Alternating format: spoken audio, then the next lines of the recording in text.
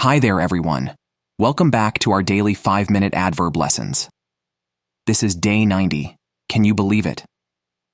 If you've been with me from the start, you're probably feeling pretty confident about your adverbs now. Remember, understanding the nuances of simple words and being able to follow explanations in English is often a faster way to improve your skills than memorizing difficult vocabulary. Today, we're focusing on a small but powerful word.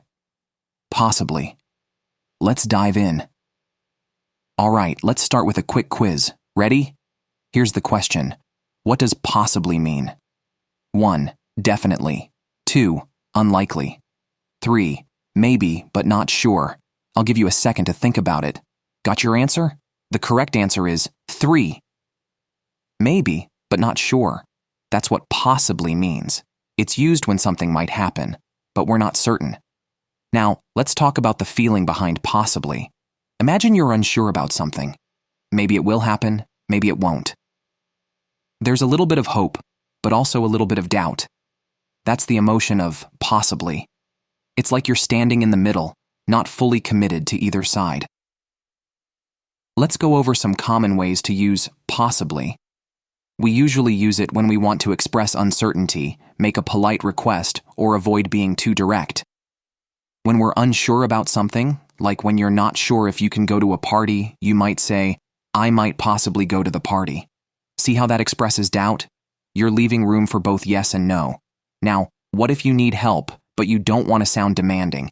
You can say, could you possibly help me with this?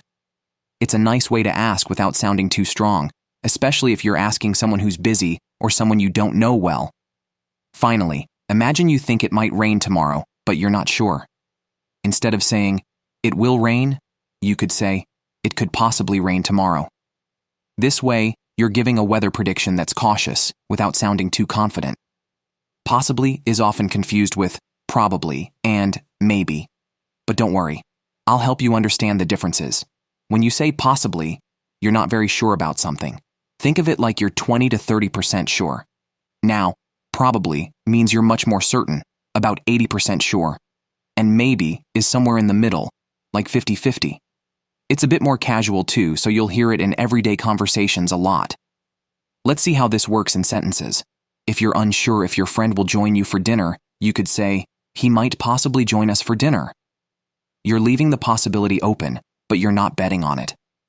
On the other hand, if you think your friend will almost certainly come, you'd say, he will probably join us for dinner. That sounds much more confident, doesn't it? Like you almost expect him to be there. And if you're just casually chatting and not putting much thought into it, you might say, maybe he'll join us for dinner. It's easygoing and keeps things open-ended. Now it's your turn. In the comments below, I want you to use possibly in a sentence. Try to think of a situation where you're unsure about something. I'll check your sentences and give you feedback. All right, that's it for today's lesson. Remember, possibly is a great word to show uncertainty without being too direct. It's one of those words that makes your English sound more natural. Keep practicing, and don't forget to use it in your everyday conversations. See you tomorrow for our next lesson. Bye for now.